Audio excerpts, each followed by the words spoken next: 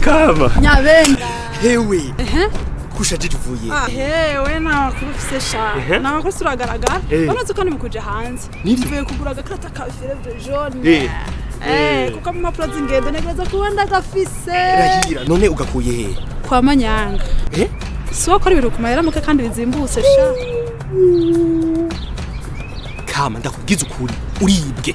No gatanga ibindi wambwira wewe. None gashara ariko bigenza gute ko ntaza handi bakagurira. We nuzi ko ari tangazo ryo gusohoka ritanzwe n'umugwi w'igihugu ujejwe gucandaga. Yaga tu.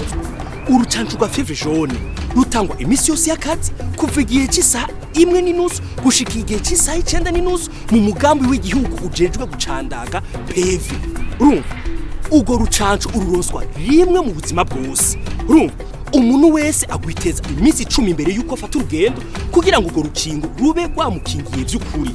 Ubizi abantu bose rero bararonsa ugo rucanco kiretse abagore bibungenze n'abana batarakwiza amezi 9. Ubwo ntiruzimvye. Urukingo ubuzima bwose.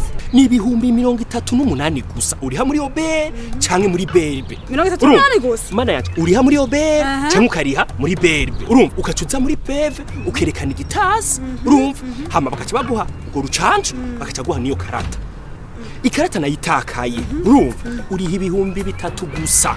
Aho nyine muri obere cyangwa ukabiriha muri berbe. Urumva ukacuza rero bakakurabira mu bitabo cyangwa bakakurabira mu mashini nyabwongo yuko amazina yawe arimwo n'ubundi waragwiteje. Yewe nyabe. Elaga ndibwe wa muhungu we. Ibihumbi 38 gusa. Merije gutanga 50. Atanu rucanco naronse. Aho wagize imana ko twahuye. Aho wari kuzofatirwa ku kibuga cy'indege. Urumva kuko bajya babijejwe barazi gutandukanya ikarata y'amagendo ni karata nyayo.